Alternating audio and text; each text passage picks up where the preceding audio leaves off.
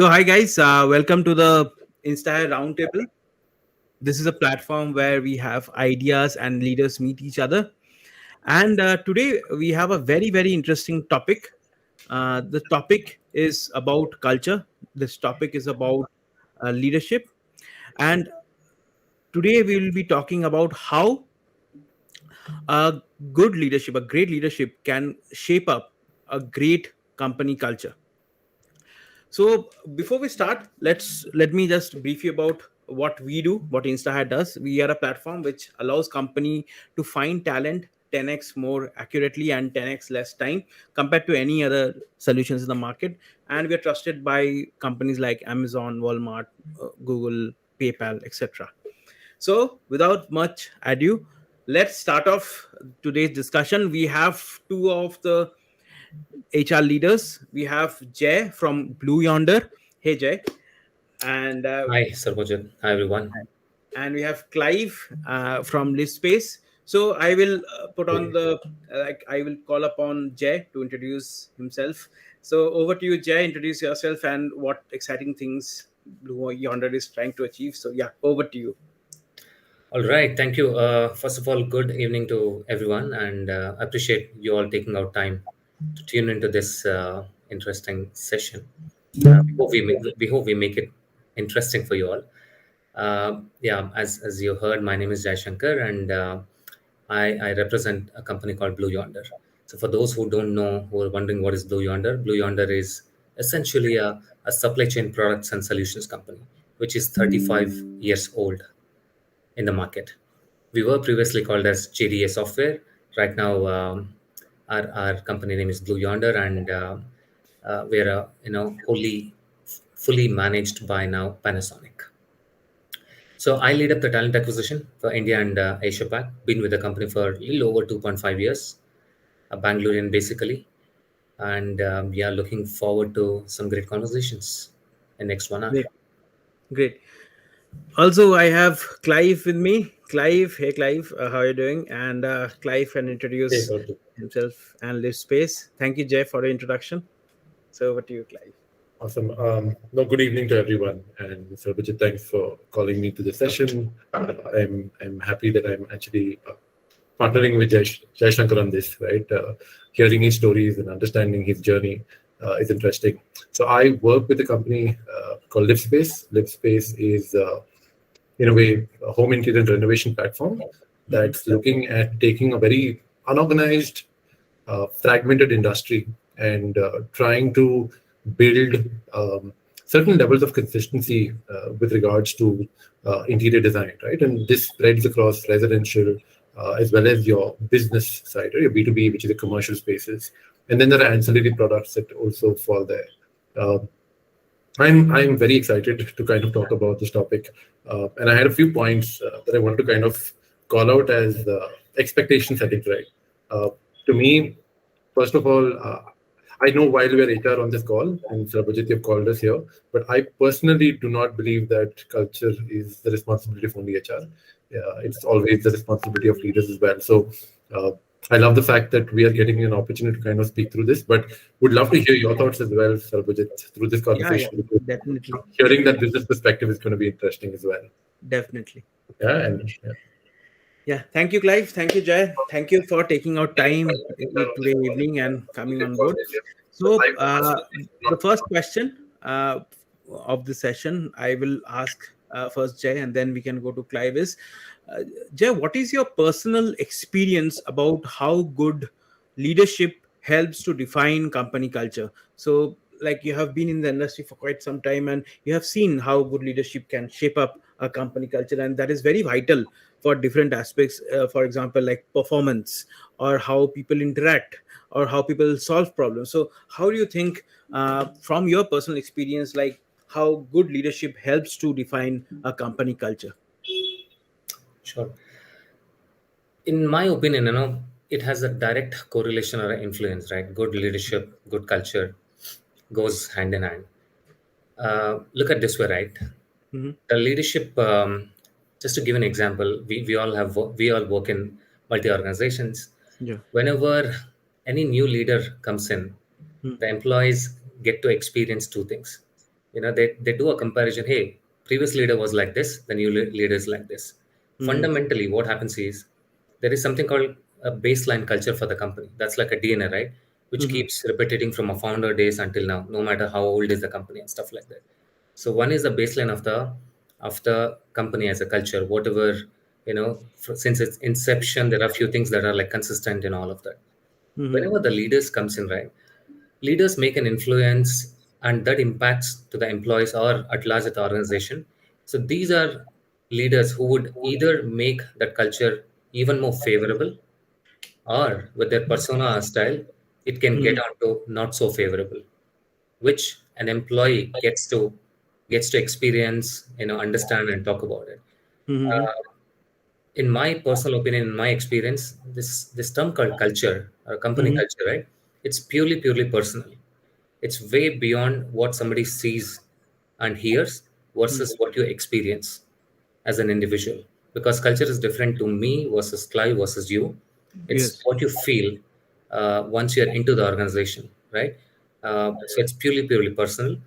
Bottom line, leadership certainly have a great impact and influence on fostering these cultures, which are consistent, or the favorable versus not so favorable environment that gets created. Leadership plays a role in both aspects. Great. Okay. So, Jay, your thoughts and are like in very sync with mine also. So I also think very similarly. So, Clive, what are your thoughts on this?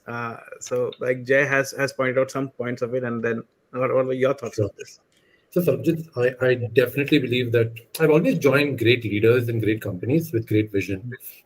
Whenever, whenever you look at a company, right, you're not joining it for the role. Like beyond a particular level, right? You really want to make sure that you're joining an organization where you really see value with regards to what your value system is, and that somewhere has to merge, right? Which is called purpose. The Yes. purpose has to be something that assimilates very well. And when I look at cultures, I've faced both, right? I've seen bad cultures, I've seen good cultures as well. I'm a personal believer that culture is not constant. It's not what you throw in from only the leadership, but because beyond a point, leadership starts as an organization grows.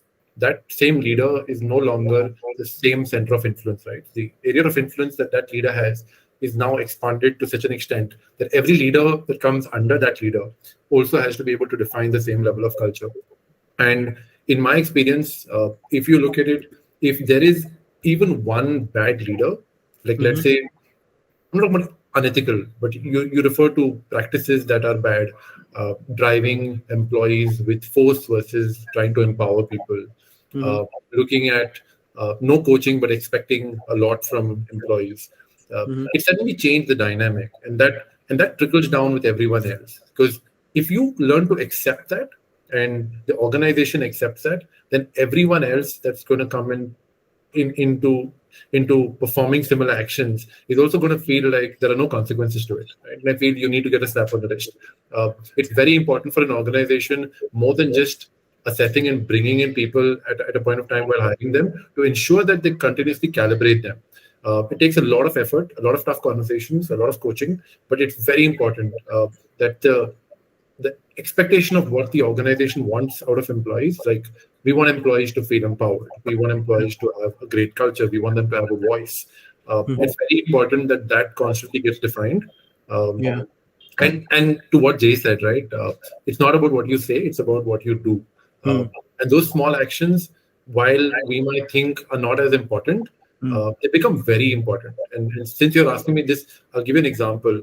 I had a manager who made sure that every single time, whenever something good happened, he made sure that it was called out. I mean, it was so difficult to do that with a large team and being able to call out every single instance, but he still made sure that he did that. And that became unique to actually so many other leaders wanting to follow suit, Yeah. because they felt that that was something that drove a very highly engaged team and could actually ensure that the team was always siding their leader, right? And once you have a right culture and the right manager, you just want to follow that, right? So, and that culture is every manager's responsibility. It's not HR's. Exactly. Exactly. So, calling out good deeds, celebrating small wins are also a part of culture.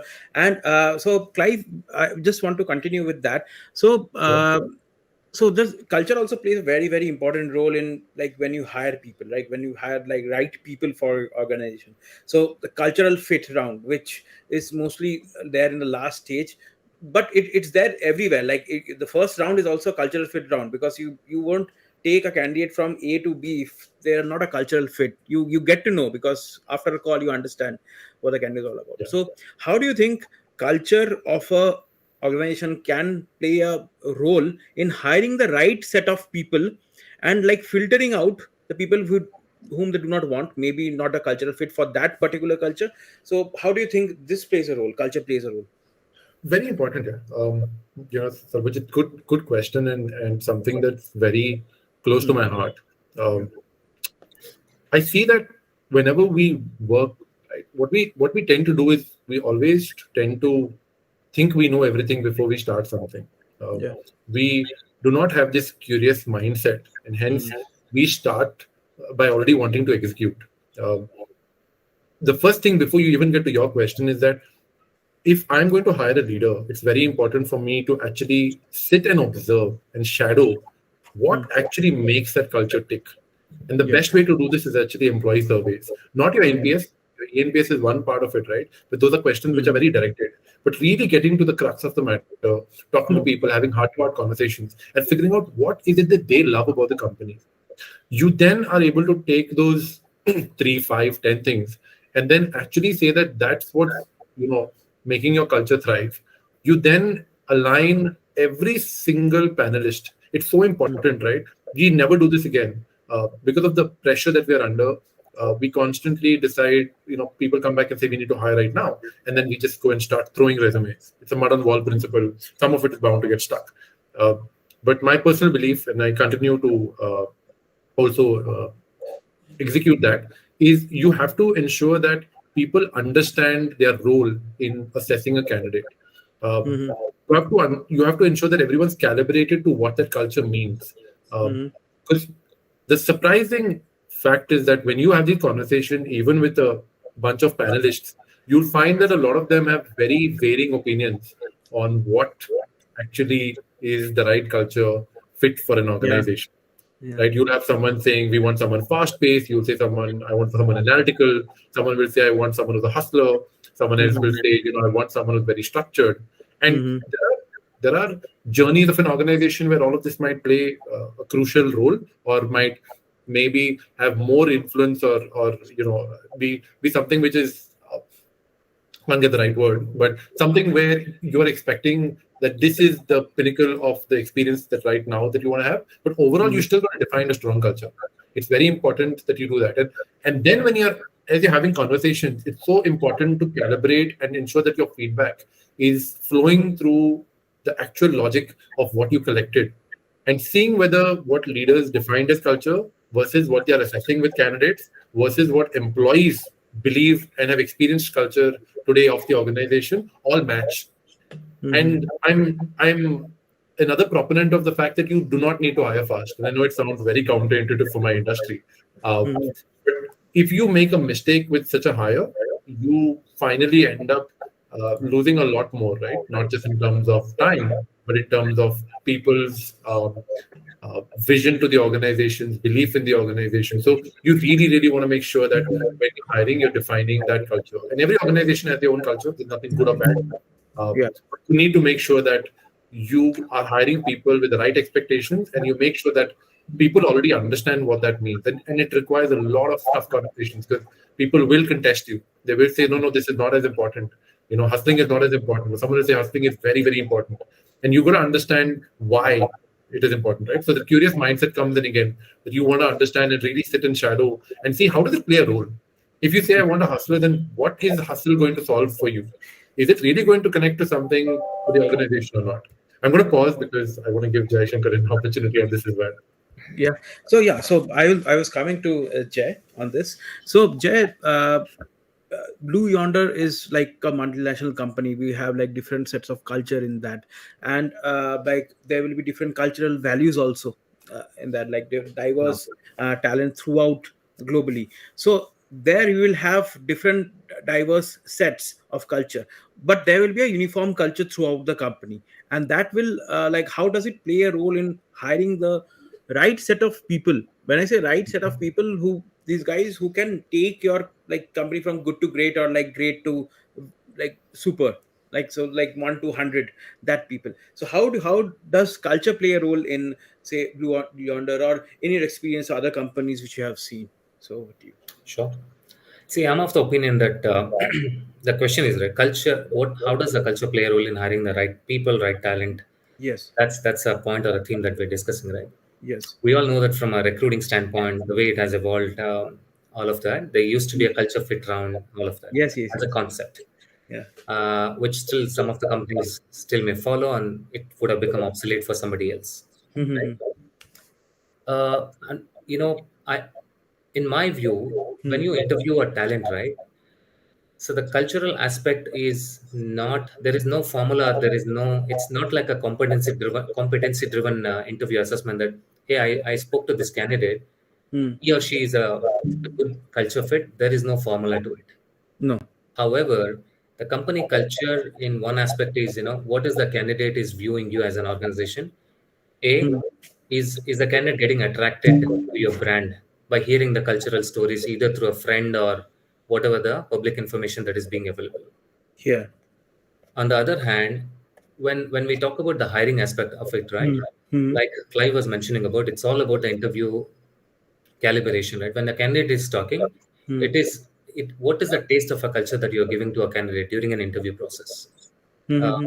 is the consistency, what is the warmth as an interviewer? You speak to 6 7 people, are you getting the same vibe or you're getting a different vibe? Because each No. candidate would look at an experience, like I said, right? Culture is absolutely personal to me. So candidate would really look at, what is the warmth that I'm getting, what is the message that I'm getting, what is the pulse I'm getting when I'm speaking to a company representative in the form of an interviewer. So cultural fit is important, but in today's scenario, if you look at, right, it all boils down to, when a company looks at hiring people or a hiring manager looks at, right, they look at skill, competency, and all of it. In Yeah. my opinion, that person, unless somebody throws up a real bad attitude during the interview, saying that does not show flexibility, or you know the head does not stand on a shoulder, kind of a conversation, Mm-hmm. more or less, right? You hire for the potential fit, best fit, and that individual needs to get immersed into the company that you're going to join. That's how the company is going to play a role, rather that there is no formula that, okay, this is the best fit for the culture, this is not a best fit for the culture. uh, I would say those days are gone. It's all about what is the cultural aspect that you demonstrate to attract the candidate to generate that interest. And Mm. once you eventually land up in a company, in that company, you get immersed and you learn about new cultures, right? Mm. There are a few things that employees would get a sense that, yeah, my previous company culture to this company culture more or less same. Or you hear a contrasting, this one saying that, oh, we had that culture, this company culture is totally different. Do you Mm-hmm. have a choice? No, you got to get immersed and learn what is the DNA of this company, and then be a positive contributor and enhance that culture. Great. That's my point of view. So, Jay, taking upon your point, you have mentioned like the company gets attracted to the brand.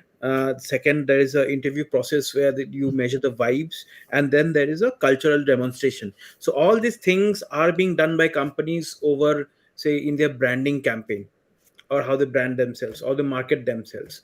So which is very crucial when you see like hiring for senior talent, right? Senior talent will always look for this kind of stuff rather than compensation or other things. They will look up on how the company is branding themselves or how the company looks in the public eye.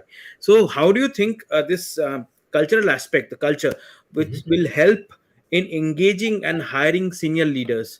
And also I would like to add, so first thing is culture, and also in hiring senior leaders or senior members, Mhm. you also think like how leadership can also be involved in that, in certain aspect of it, because they also define the culture. Because I've seen like leaders putting a lot of tweets, putting a lot of LinkedIn messages, so that they can show that how they operate, and that Yeah. helps to attract a lot of senior guys to them, right? Yeah. Yeah. Like, so this is how, like, this is my question. So how does like how crucial is this? So when hiring senior talent, and what are your experiences in when you have hired like senior leaders on this case, like a Okay. company showcasing culture in branding? Well, of course, this holds good for a senior talent hiring versus any talent hiring for a company, Yeah. right? Because that fundamentally that's going to play out, Yeah. and more so to do with senior talent because senior talent comes with a different expectation, and Hmm. company hires senior talent for a different definitive purpose. Because Yes. any leadership role Hmm. is a capacity wherein they're hired for a very specific purpose. You got to outperform your competition, you got to Hmm. get the best from your people, Hmm. and you got to inspire people to get Hmm. the best output from a productivity standpoint and all of it, right? Hmm. Culture is, again, I would say, in my opinion, it's a key component, and it's one of the component while attracting and hiring a senior talent, Hmm. right? Again, what is in it for me, kind of a conversation comes in, right? When from a first pitch to a company, or it's vice versa, right? There are two ways. One is somebody make an inbound, search, or an outbound search. Inbound search is somebody who's get attracted to your company, finds a suitable role, you Hmm. kind of apply directly, versus a company reaching out in outbound manner, right? uh, when you pitch for a role, the hidden aspects of the company culture, right? It is very important from a recruiter picking up the first call, or an executive search person, all the way up to the last level of the interview. The culture definition of the company needs to be articulated in such a manner that it is consistent, Hmm. and candidate knows, or learns a lot of stuff from a round one to a round five conversation from everybody, because Hmm. once you showcase that passion in the conversation, it just becomes a conversation for any candidate for that matter, right?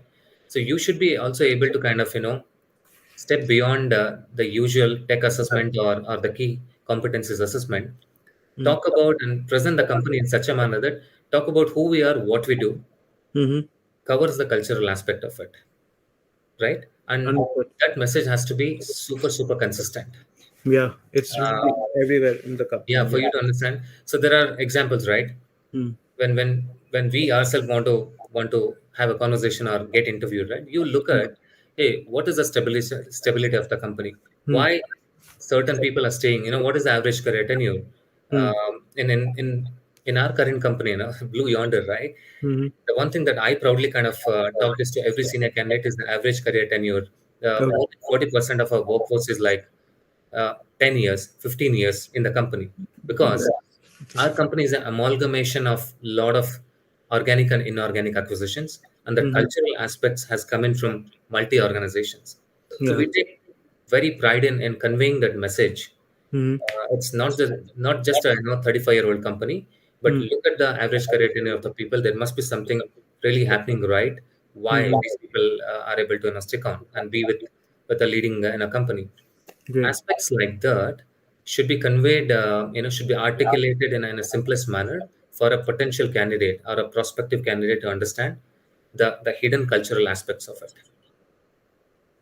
I'll, Understood. I'll take a pause here and let Yeah. Clive share his Yeah.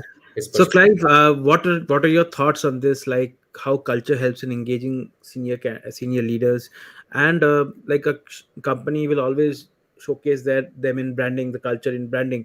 So, how crucial is that? Like when hiring for senior talent, and I'm sure you have done a lot of this kind of hires. You have discussed, and you have converted a lot of people for your various companies which you have worked for. So, what are your thoughts on this? I actually have a different point of view because culture requires time. The largest investment that you need to put is not money but time. Mm-hmm. And think of this for a Series A company, right? And they would not have enough time to have built a culture for themselves. Um, Hence, while a large organization can play on the strengths of culture, uh, you know, in terms of what they've built over time and making sure that that aligns, it's not always brand that's going to get you there. Uh, Mm-hmm. it sometimes it's just the people, right? It's the people who will be evangelists to being able to say that, hey, this is a great organization because these are the kind of people that work there. These are the kind of thought processes they have. This is how they think. This is how they want to action on very disruptive ideas. Um, Mm-hmm. So while brand is important, and I do not want to negate the fact that it is important, uh, not everyone has that opportunity. And if you ask me, culture is again what you constantly create. It's not a one and done aspect, right? So if I look at marketing and branding, it's important, but not every organization has that. Secondly, it depends on the kind of company you are. If you're a services company, a product company, or a proper D2C company or an e-com company, it depends on how your customer segments are. Like if you look at the largest e-com companies, there's so much negativity. It doesn't mean that the company might be bad or good. We do not know, but it gives you this very myopic view of an organization. I'll give you another example, sir. Take for example, you're ordering food or you're ordering a product. Every time you order a good product or you have good food, you'll not be putting up a review. But the first time you have bad food, you win. And that, to me, is very lopsided. It doesn't give you the right picture. Hence, whenever I'm engaging with talent and brand, it's very important for candidates to actually experience it. For us, it's a lot about the pitch. It's a lot about the script, the pitch that actually brings in people. And the bringing in people has to connect with the purpose, right? So I believe in the 3 Ps: passion, purpose, patience. And it has to align. So before you go and sell a candidate a role, I typically ask a candidate what is it that they are looking for. Because there's no sense in me trying to sell something that they anyway would not care about. And I don't believe that every candidate is right for every company.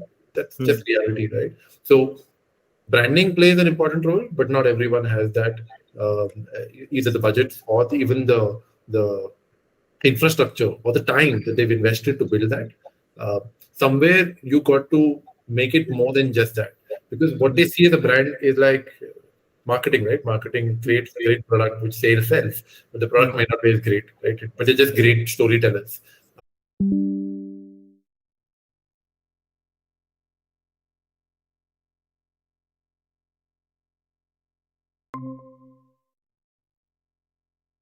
Go through a journey. We see all these great companies and think that, this is what we aspire to be, but it took them 40 years to get there. Yeah. Not take them 5 years. We always confuse that and say, we want to be that, right? But we'll not be there. All those companies started at some point of time. They also were very hustle-based. They made a lot of mistakes. They failed in a lot of things. I know I'm digressing from the question a bit, but the intent was that I can't tell you that branding and marketing is always going to play an important role, and I want to give you an example of it. Okay, great. So with that, I come to the next question. This is for Clive. So you have told that it's not done in 5 years. It takes like many years, so that we agree on. But when you have new team members coming in your company, and like you have to align them to a company vision, there should be an involvement of the HR and leadership, which we have seen, to reduce, like, say, any kind of demotivation, or also in the long term reduce attrition. So what are your thoughts on this, like aligning to like how do you think HR leadership and the leadership can help reduce attrition by aligning and motivating across? I'll give an example again.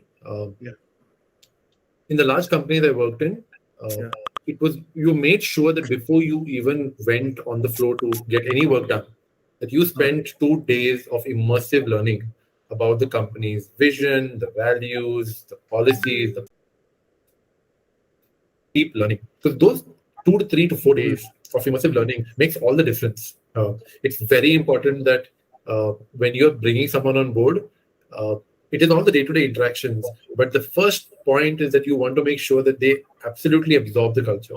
And HR plays a role in it as well, but so do leaders. And it is very, very important for leaders. And for example, let's say there's a manager joining a director, right? The manager will not only observe the director, they will observe the other managers. Is what the director saying, is it really what the managers feel? So it's so important that you're actually immersing the truth and you're trying.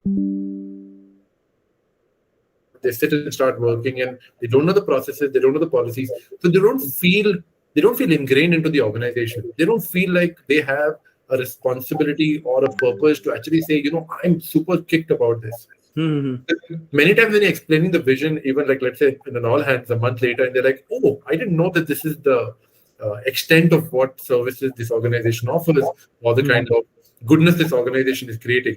And hence it's very, very important that you are spending that initial time helping people assimilate, and then they will learn it through their day-to-day experiences, day in and day out. Okay, okay, okay, lovely. So, Jay, what are your thoughts on this? Like motivating new members, and like how can HR and leadership join in to reduce attrition? And this is very, very pertinent to times like these where we have a lot of things going on and multiple offers, and then they're like Moonlighting, whatnot. moonlighting, and so a Yeah. lot of things going on. And this is the place where the leadership will come in, and when they talk to candidates they will talk on a different level altogether, right? So even the HR leadership will talk to a different level altogether. Candidates want to understand what are the impact, what are the problems they will be solving, not on like basic things which they have already figured out. Okay, like compensation and all this they have already figured out, but they want to see how, what is the scale. So I was talking like with many HR leaders, they only talk about scale. What is the scale which they will be solving a problem? Basically, this is very, very like if you say like food delivery startups, like example Swiggy, Yeah. they will all like talk on scale, talk on number of deliveries, and talk on architecture for the technology candidates, like how Right. big is architecture. So this motivates them. Hmm. Also the culture. So if you see why, like there are three people companies and people are joining these three people companies and they're posting it on LinkedIn, and why they are like evangelizing. So this is they're like evangelizing. So what are the thoughts on this, like how to align team members to new vision? This also applies for smaller companies, also very large companies like yours. You have to align them to the vision. It's not like it should be from day -1, as I say, like Yeah. before they join they should be aligned, else there will be like maybe a mismatch. So over to you, your thoughts on this, Jay. See, before anybody would join it, and I'll keep the context to the current situation. Onset of the COVID, last 2.5 years, how the workforce, uh, workforce has evolved. The future of work is going to be even more different. I think we need to just wait and watch how exactly these things are going to happen. Pre-joining, everybody will be excited, right? Me being a TA guy, hey, recruiter does a follow-up calls, and even the hiring manager does a follow-up call, because always the last minute renegades were a problem, but right now it's like it is even easy, right? Because now we are living in an era of a contactless recruiting delivery, just like your contactless delivery in e-commerce parlance. In last 2.5 years, that's exactly what we're doing from a Yes. recruiting standpoint, right? How are we adding the talent? Absolutely touchless, contactless manner. So it becomes even more important. Pre-joining, I still think that there is a lot of follow-up. There is a lot of conversation. Many companies have a lot of good to high-end post-offer follow-up strategy and stuff like that. So especially when people join, the first 1 or 2 months, right? Every employee would look whether it would have been a little different story when you're in office, you're seeing people, you're talking to your colleague across the cubicle and stuff like that. But in the current circumstance, right, wherein God knows the new employee is looking at the manager for the first time after 15 months, 18 months, and stuff like that. What is very, very important is what comfort you're creating for every new joinee, regardless of the level, from a campus graduate all the way up to Yes. a leadership role, right? There are certain stuff that should be thought through very, very mindfully in the virtual world. Things Yes. like once one side we deal with the problem, right? I mean, me being a TA guy, let me talk the pain point, right? We look at all those infant attrition. Somebody joins, 1 week, 1 month, people leave. You feel bad about it because Yeah. it's attrition backfill and stuff like that. Oftentimes, recruiters will not go and double click saying that, hey, what happened? Why the guy left? The reasons could be plenty, right? But as HR or TA or any leadership, members of the organization, they need to keep in mind that beyond the standard new employee orientations or on-demand content which you provide to a new employee from day one or week one and all of that, what is going to be important is assigning beyond a hiring manager as well. In my opinion, there has to be somebody like an ambassador or a go-to person within the team for every new joining who gets into organization, right? Because no matter how much content you're going to push in front of every new employee, they're going to take their sweet time. We know what is standard, we know what is obvious. But the minute you provide that personal connect, saying that, hey, this is your ambassador for anything, you go and talk to this person. things like that. That's one of the aspects. On the other hand, the sort of a HRBP connect, Yeah. right? Don't necessarily wait for somebody, let me make a bunch of, 20 people, 25 people, then I'm going to talk. Of Yeah. course, there are a lot of scale issues and all those things, right? But there Uh-huh. has to be a mechanism as a HRBP of that organization. You Mm-hmm. should know who is joining when, what is that connect that you are establishing way early in that, first month. That every new employee, see, it's all about boss, when you go to a strange place, you look for that comfort, uh, Mm-hmm. Yeah. feeling. Yeah. Hey, I know, I can go and talk to this person. Uh-huh. Manager is always there, but there has to be that element of ambassador or a HRBP and stuff like that. That's one role. On the other hand, if you look at what is the role of a leadership over here, Mm-hmm. it is extremely important to look at, make something like a coffee conversation or a virtual meetup. Yeah. Maybe after 30 days, all these new joiners, right? Neither you're giving them a too much of a gap that, I joined today and I get a all hands or a town hall invite after 3 months, the relevance is gone. By that time, employees would have figured out a few things on their own. Mm-hmm. So there has to be a very pragmatic approach how leadership connect is going to happen, right? Could be at a site leader level or could be at a pod leader level. Mm-hmm. So on a monthly cadence, it's extremely important that you club all the new joiners, get them in front of a leader, just to have that interactive chat saying that, hey, it's been 30 days, how things are going, what could be better, hear them out. I think Okay. those are the stuff which is going to give them a lot more comfort feeling, and definitely that is also going to define the culture or a care that a company can provide to every new joinee. And trust me, oftentimes people make that judgment saying that even though you have a choice, I mean, in today's world, nobody's bothered, right? You spend 3 months and go off because there's other company who's ready to accept you. So Mm-hmm. it's that employee who's going to make a choice and a decision Mm-hmm. basis what is that you experience in those initial few weeks, which is going to influence them when they are between jobs, between opportunities, why this is the right place for me. Mm-hmm. Before the interview experience, after joining, it has to go in a very consistent manner. Great. So, wanted to ask Jay, like, you have talked about all the policies, but what are some of the initiatives or the policies which your current organization or previous organization has implemented Okay. for like to build company culture, and like what are, like, there will be many people listening to this, and what are Sure. your thoughts, and anything which you suggest that it should also be done? There will be a lot of guys who will be like starting their first company, so Sure. this kind of things will be very helpful. Okay. First we'll listen from Jay and then we'll go to Clive. So Jay, like, what are your thoughts on some of the initiatives which have really worked, or policies which have worked to build up the company culture, and what others can like implement in their companies as well? Fair enough. See, again, the context could be different, right? From a Yeah. smaller company to a medium sized to an Yes. enterprise class company. Mm. More or less, all the enterprise class and mid sized companies, they would have figured out because there's a standard structure, Mhm. culture, communication, document, and all of that. Mm. Versus a startup company, which will be putting together those constructs and everything. But as far as my experience in my current company, in the previous companies as well, from a new journey perspective or any current employee to feel the aspect of a culture and all of it, right? It all boils down to simple things like how do you run your any of the key meetings at a company level, either whether Mm. a town hall or a all hands meeting and stuff like that. Mhm. Uh, you know the communication plays a quite pivotal role, I would say. In a There could be a lot of fantastic things that will be available in the company. How much as an employer, as a new journey, that people are aware. So and hence there has to be a very smart way of communication, which needs to be done on a time to time basis to make sure that this is what is being available, this is how you could contribute, and you could come and give us a suggestion, saying that how to how to raise the bar from a cultural aspect and stuff like that. Mhm. Some of the stuff that is working very good for us is, example, of course, ours is a tenured company as well. There are a Mhm. lot of employee based resource groups. It could be like an innovation group, it could be like a cultural group, it could be like, there are a lot of employee resource group, right? I think Mhm.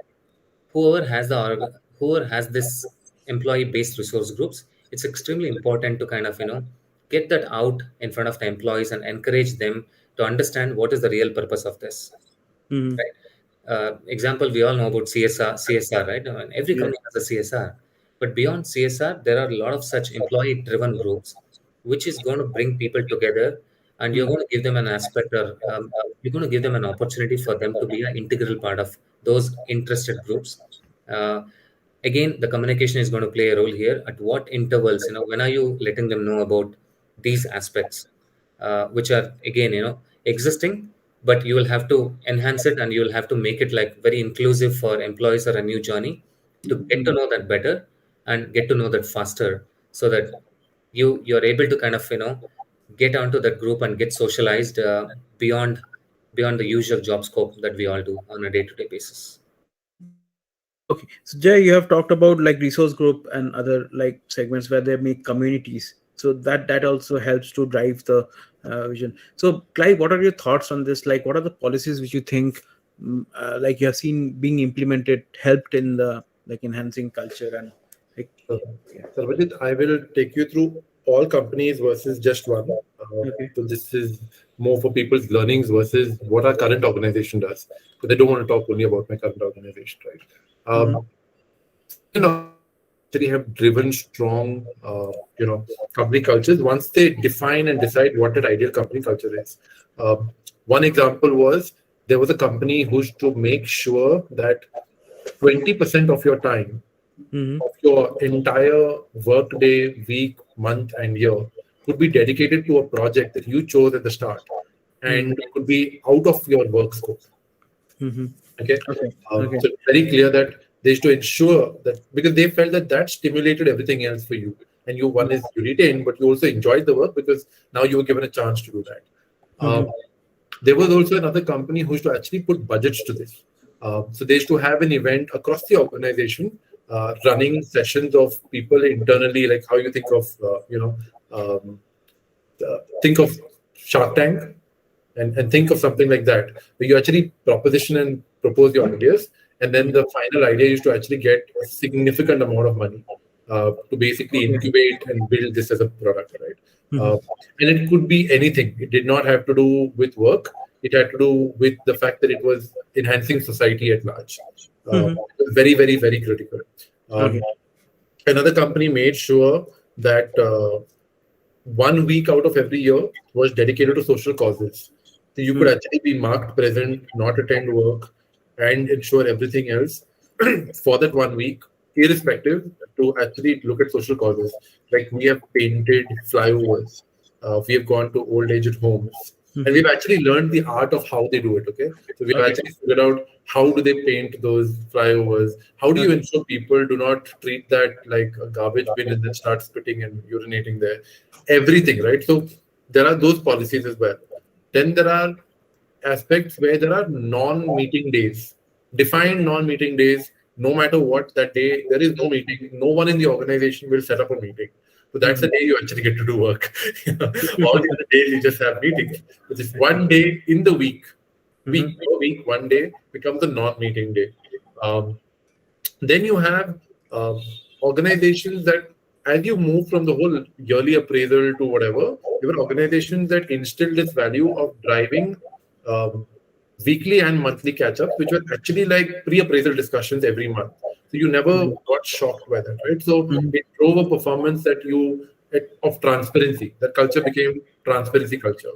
Mhm. Another company had a very interesting thing, which they had badges. So based on all the values that we had, Mhm. the company used to encourage any employee to offer anyone that they interact with a badge based on the value. For Okay. example, let's say being bold is one of those values. Mhm. So every time you were bold, I could give you a badge and say that, so the culture then did not become about the fact that the company needed to say it. It was about all the employees actually calling out each other's value systems. Mhm. Right? And these are actual policies that I've seen. Mhm. Communities and everything is a very, very interesting thing. So also very large communities, and then thinking about gender, diversity beyond gender and stuff like that. But these things actually drove strong culture of what you wanted to convey as an organization. Was it transparency? Was it the fact that it was work-life balance? Was it about the fact that we truly believe and want to live by the values that we have? Whether we are a socially conscious organization, you said CSR, it drove that through these policies. And I've run those across my career, not in one job. But yeah. Very, very interesting. Like there is experience based thing, there is reward for innovation, and then like reward for value, plus there is like pre-appraisals is quite a good concept, like I think. And also like Jay has also talked about a lot of initiatives, so I think it will be very, very helpful for people who are just starting up their own or who are already working in a large company. Like they can adjust and adopt. So with that, I come to the last question. So we'll start with Clive. So, like when we talk about recruitment, there is the TA guy and the HR guys who are the first point of contact. Okay, so this basically when they start marketing, these are the guys who will be like the first point of contact, and so then they will adopt then they will adopt the process. The candidates will come in, and how can like you think that leaders can pre-align candidates? Pre-aligned means like before you start the process they're already aligned, okay, to your culture. Okay, basically, say by what blogs do you write? Like they already know about a lot of things about your company, because you have written a lot of blogs. The HR has promoted a lot of blogs. The leaders might have also came on, like did webinars, did podcasts to showcase things about the company, videos about the company, very short, say vlogs. There are a lot of like interesting things have come up, like company vlogs, or say initiatives which is like DEI, like diversity, equity, inclusions. Okay, and then they talk about say health is not physical health, mental health also. So all these things will help a candidate bring up a impression of a company before.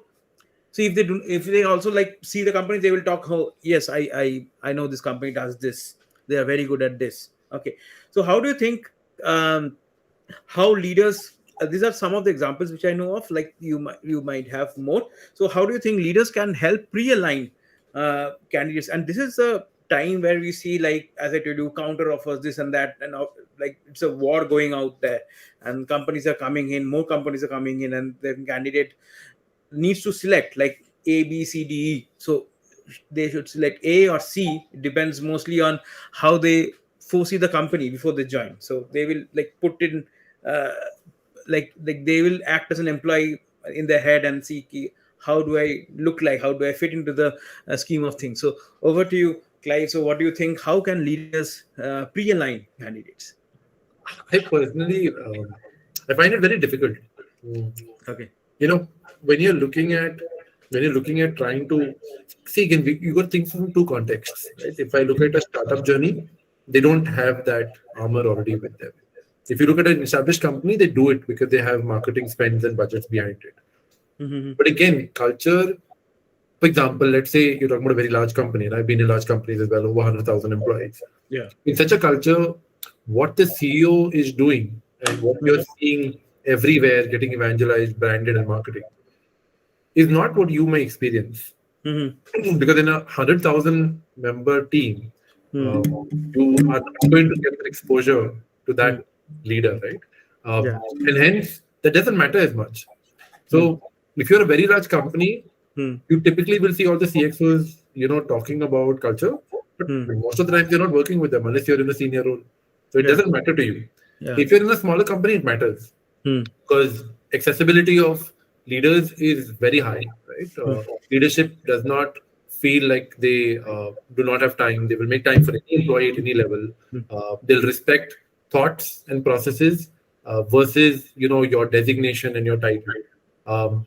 But when you're looking at what HR can do in terms of how are they going to be able to help pre-align a candidate, it's through those conversations. It's through real life experiences that they also need to experience. Yeah. For example, Sarbojit, the reason I started off by saying I shadow a lot is that if I'm not comfortable or not convinced on certain role or on anything in the organization, it's very difficult for me to convince anyone else because I don't truly believe it then, and I can't speak from my heart. The only way I believe is speaking from my heart. So it's impossible for me to make a difference in a candidate's journey unless I feel that and experience it myself. Um, so I don't have a very detailed answer in terms of what can leaders do Hmm. pre-joining because I've seen it in companies, but I Hmm. don't believe it is there. If it's a Okay. large company, all that greatness is not always trickling down. It's not, and hence it doesn't matter as much. It's very important that your circle of influence is Hmm. where your culture stands, and then maybe a level above that, right, to solve for the problem. Okay. Thank you, Clive, for your insights. So, Jay, what do you think on this about the pre-alignment of a candidate before the join and by the leaders? Sure. See, pre-alignment, you got to look at the practicality aspect as well. Hmm. Uh, when we talk about pre-alignment, yeah, it's important. We all know about it. The first thing that leaders should be able to do is time and effort commitment. Hmm. Are you able to do, and how much you are able to do, right? Until that stage, it's all about, the pre-alignment is all about, it's somewhere it gets merged under the, employer of choice aspect in what Clive was talking about. Hmm. How a candidate perceives you till the time the candidate comes in, speaks to you, right? And then through the journey, how do we really how do we really kind of hold alignment in every conversation that candidate will undergo go through until the offer stage. So that also one of the form of pre-alignment, right? Hmm. To make sure that the candidate understands, okay, job expectation is one aspect of it, but what more beyond the job? You know, what are the decision points that a candidate would be looking at, and how exactly that alignment aspect or a conversation that needs to come through as well, be it a recruiter, be it a HR, or be it a leader or a hiring manager who will be talking to a candidate. But otherwise, I know for sure in my past experience as well, right? There are a few companies that literally used to follow one pre-alignment example is, no matter what, right? When the company was small and it was scaling up, maybe that either a site leader or a top leader in the company used to have a conversation with every candidate who's going to get an offer. Hmm. That is a very strong pre-alignment, Hmm. because you would have heard from the panel members, after calibration, all of it. But that Yeah. leader is making that effort, time, commitment, everything to speak to that candidate before somebody is making a decision to join the organization. Hmm. So we need to understand at what stage we can define that, how much of a alignment can be driven. Hmm. But in the current context, practically there are few things that are impossible. But however, it's not only leader, right? There could be always upstream and downstream impact. Can there be a pool of such influencers in the company Hmm. who literally wants to take the hiring as number one priority, regardless of whether I'm hiring for my team versus your team? So that team of leadership should be able to spend as one of the touch point with every candidate. The pre-alignment is still possible.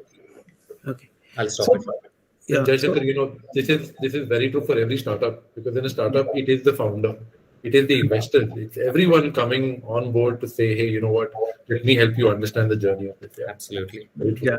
So, talking about the influencer bit, like Jay, you have talked about the influencer bit. So, how important do you think, like, brand ambassadors who are like employees who become like, these are not leaders, Yeah. these are employees who become brand ambassadors, and they help.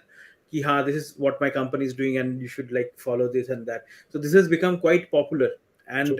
how important do you think? I will ask like for like Jay and then Clive, both of you. Like Jay, you can start. Like how important is this for the next round? Because next round is not about emailers or calls or like people want to know firsthand. Like if you want to buy a thing on Amazon, you go to reviews. You don't like go buy the thing and then go to reviews. First go to reviews. Like, and this brand ambassadors, what they do is they give you a inside sneak peek into what their everyday looks like, how they Absolutely. talk, how they like. It's basically in alignment with the culture. So how do you think this trend will shape up? Very important, right? See, the concept is already there from a long time that every employee is a brand mascot for the company. That's Yeah. given. Yes. So company also need to think through now, Hmm. how do you enable your employees to even get that voice out in a platform which is more seen, more felt, and all those things, right? One Hmm. example could be, not everybody can be super savvy on expressing their way of feeling or experience on a social media. So companies can think of curating some of the social media content, which is like Hmm. approved, and some of the do's and don'ts are taken care in all of it. So Hmm. let curate a story on social media which employees can absolutely go and push it out at their comfort level, which is Hmm. one of the method, which is absolutely going to help for the market to know that what the employees are talking, what the employees are feeling about the company. So it's all about enabling those people. And Hmm. we know that the brand mascot aspect of it, right? Hmm. It is already happening in employer referral as a channel. Yeah. Yeah. Because when you want to refer, so obviously any genuine referrals, Yeah. the referee and the referrer, they both talk, and you Hmm. got influence as a referrer saying that, hey, Yeah. why Yeah. you should be looking at our Hmm. company opportunity Hmm. beyond the referral bonus, Yeah. motivation, right? Yeah. Conversations at these levels could really help for the employees, as well as the companies can also smartly think, how do I use my workforce to be able to get that voice out, and get a ripple effect into the market, because it's all about how do you Yeah. how do you package things and how do you amplify the message in, Yes, amplify and like network effect, how you get more people to yeah. talk and then get more people. So thank you, Jeff, for your insights.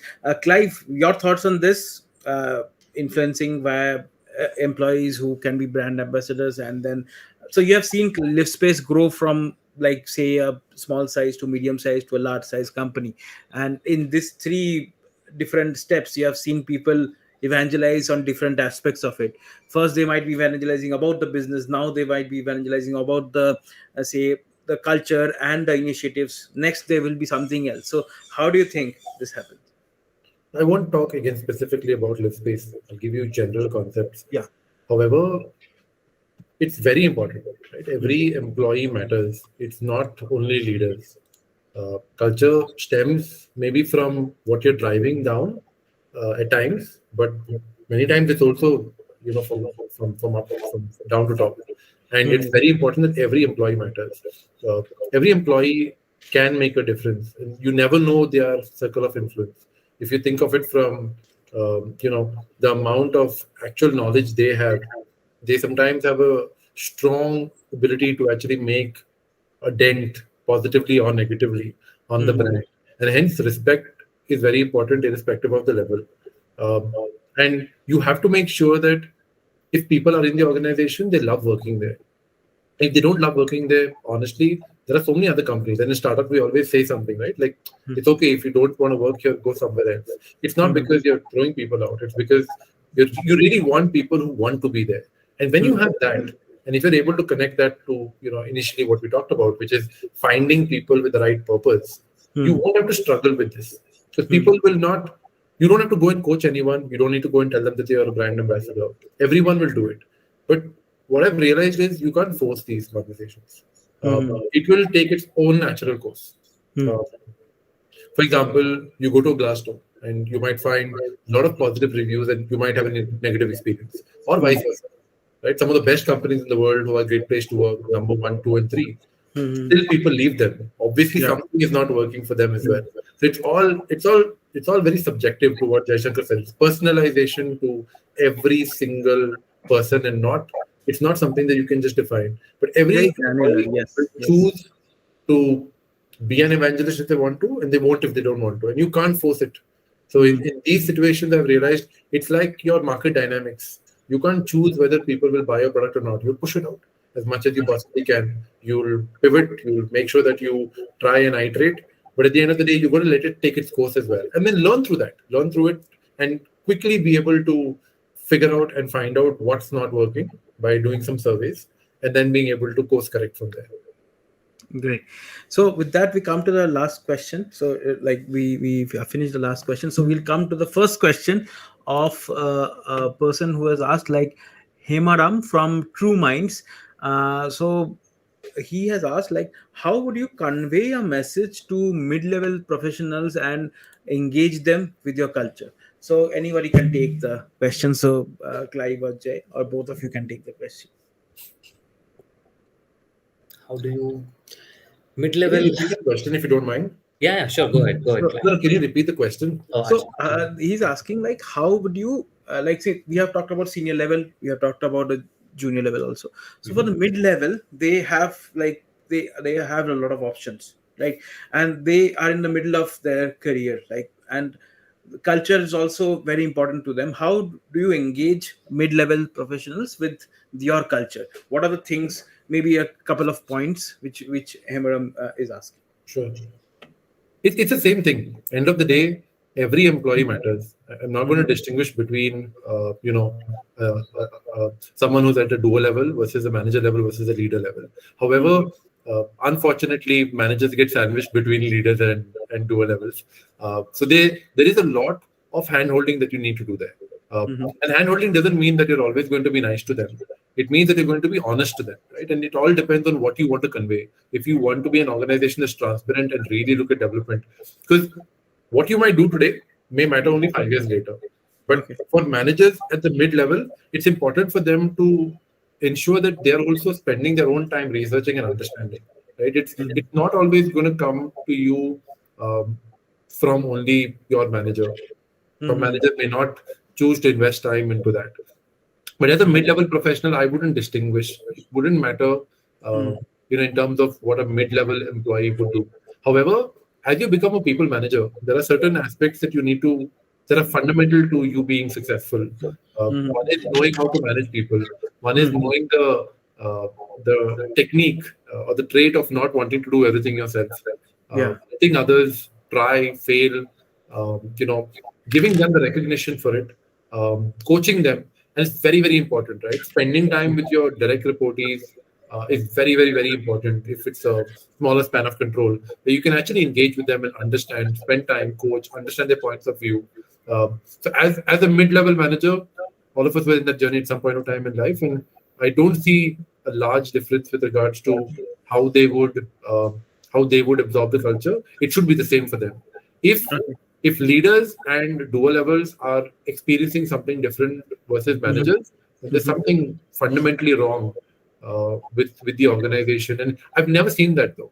It's either wrong everywhere or it's right everywhere. You can't have a distinguished experience for someone who's at a dual level versus a manager level. Great. Okay. So Just to add one to question. that, if Okay. time permits, right, to Hemaram's question, Yeah. regardless of the mid-level, senior level, junior, whatever it is, right? Uh-huh. Uh, Beyond presenting the company historical stuff and showing them, how the company has grown through in all of it, and sometimes we also need to show them that, hey, the bonus payout, these are the factuals, right? Beyond all those aspects, when somebody is in doubt or when someone has an ambiguity, what when you're trying to attract or when you're trying to give a lot of data points to make a decision, right? Beyond the interview conversations, my suggestion is, get them to talk at a very informal level to one or couple of existing employees in a very unbiased manner. Whatever the question the prospective candidate may have, right? Just tell them that, look, interview conversation, everything is done. So why don't you have a very open conversation just to understand how their journey has been in this company. You're trying the last bit of an attempt to make sure that you're providing every crucial information. So beyond, if still somebody still wants to turn down, they will still. At the same time, you're not leaving any stone unturned. Just one additional point. Great. Next question is from Harshita. She wants to ask, like, do you think AI chatbots will be effective in replacing onboarding experience for candidates, like an artificial intelligence enabled culture ambassador? So, yeah. So, Jay or Clive, you can answer. I can. See, it's not going to replace Harshita for sure. I know that we've been with the AI ML buzzword. There was a little bit of a dip and a perception that, oh, how many jobs may get replaced in all of it. Yes. Of course, AI ML also is evolving, and in if you look at the context, right, in the manufacturing, in the robotics, and all of it, that's where it is helping us a lot. When it comes to human aspect of it, whether hire to retire, these new age digital tools are only here to kind of give a super rich experience for both the parties, right? Even for a employee or a candidate or the company, these technology interventions are going to just enhance the way these functions are happening. As good as, like, you on anybody's phone, right? On an average, there are more than 10 apps. It's about what interface you like on a particular app versus what interface you do not like on another app. This is exactly how in this digital era world, these AI MLs are going to only provide a super rich experience, and there has to be a human element to it. Nothing can replace. I mean, that's my strong opinion that just because there's the AI that's going to come in, so for that AI also to work, back in, somebody needs to give those instructions, and that's a human brain. I'll stop it here. Okay. Can I add here? Yeah. Vijay? Please. I have a difference of opinion. Like I mentioned, I'm a rebel. I Okay. do believe AI bots would replace some of the artificial, like the culture ambassador piece, right? Mhm. But what I've realized is humans tend to evolve and find out things which are more relevant towards a journey, right? If you look at what roles recruiters played 20 years back versus now, those jobs have gone, completely gone. But we've evolved to do even better work. Mhm. And I personally feel that when you are doing this kind of work, you're actually stuck in the operations of it. And what's more important is building the strategy around it as well. Right? You need to have a framework that builds and then succeeds. So you will have the transactions of an experience that will be run by different machine learning tools, applications, etc. But that may not be as important because if I have to say for example, let's say CEO who says, what are my priorities for the year? Maybe one priority is growth. Maybe another one is the fact that we are profitable to this percentage. Maybe none of this ties in. Maybe none of it ties in. Or you've got to figure out whether it ties in, right? But I would rather spend time and effort on something that's going to make a difference for the organization's goals versus HR's goals, because HR goals may not always be aligned. And most of the time it's not. Most of the time it's not aligned to what the organization wants. It's just what HR wants to do. I'm sorry, I'll say it. Okay. So this is the last question which I've got. This question is about: do you think employees like who have a large following or large influence and do a lot of evangelism on LinkedIn or Twitter and other platforms, YouTube, should be compensated more in terms of like say money or any other things? Like they should be put up on a pedestal and then like there should be compensation should be more for them. So this is a question which came in. So Clive or Jay, anybody can take. So this is the last question. Sure. Clive, do you want to? Yeah. I think we can I'll both add do. my point of view as well once he's Yeah, done. sure. To what referrals mean as well to an organization? It's not about the monetary reward. It's about the fact that you truly believe in something and which is why you do it. I want to incentivize people, but money is not the right motivator because then it's a dependency. Yeah. And I don't think you should be compensated for something like this. Mhm. I believe, however, you do get compensated over time because if you truly believe in the culture of a company and then you are evangelizing it over and over again, you're going to create a culture which is better. Yeah. People will visibly see that you're an ambassador. People will say that this is a top player. And that itself gives you the opportunity to either move roles, get promoted, right? Because at times we realize that, okay, certain person in a role may be much more effective in their role if they're able to do two different things versus just one thing. So Okay. you do get rewarded, but the reward isn't an instant gratification. The reward takes time, and you got to be willing to be patient for that time. Right? Nothing comes fast, and like I said, culture itself is the largest investment for culture is time. It's not money. It's nothing else. You have because it's a constant, consistent process that you have to push through. It's not one conversation and one and done. You will have every time a new leader joining, you have to recalibrate with them. You have a different direction of the organization based on the investors. You again need to do it. So you need to constantly be able to push through and kind of Yeah. Exactly. Okay. Thank you, Clive, for your insights. Jay, and like you want to add on this? Hope time permits. Yeah. So we have like a couple of minutes, and then Okay. Yeah, and that question, right? I don't think it has to be monetized or incentivized at all, because when an employee is doing, the employee is doing by the virtue of their own consent, right? Because they're expressing their views and updates, about this one. You're not only doing for the benefit of just the company. When you are on a social media, for example, you're also making your own personal brand.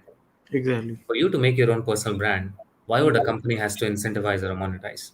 Hmm. So the bottom line is it is purely consent driven, Hmm. and there are tangible and intangible benefits of how an employee kind of puts out the updates and stuff like that. I mean, bottom line, it creates an influx of profiles. It creates an influx of inquiry saying that, hey, I want to know more about it and stuff like that. So it's all about amplification that you want to do as a company in the permissible limits. That's Okay. about it. I have one point which is going to be a little bit thought-provoking. Okay. In the same question, do employees who do not, so if employees do not influence for an organization or do not evangelize for an organization, should you de-incentivize them? But then it's fair. Then it is fair. If it's one-sided, it doesn't work. If it's both, then it works. Yeah. So that calls for a very interesting conversation. Maybe I will do a webinar on this, on the on this. Okay, thank you guys for joining in. It was great talking to you, and it's a great evening. And thank you all the folks who have joined in. And this video will be live on all our channels. And Clive and Jay, you will have a lot of more questions. I will email them to you so you can Absolutely. ask them, and we can post it for all the questions. Thank you so much, guys, for taking time off your busy schedule and joining me on the InstaHire Roundtable. Thank you. Take care and have a very good night. Thank you very much. Thank you, Sarbojit. Thank you for Thank you, having us. Jayshankar. Thank you for the lovely Thank you. battle Thank you. between us. Yeah, I think it was fun. And again, thank you to all the participants. Thank you for taking the time, and wish you all a lovely evening and all the best. Sure. All right. Thank you, guys. Bye-bye. Thank you. Thank you. Bye-bye. Thanks, guys. Bye. Bye. See you.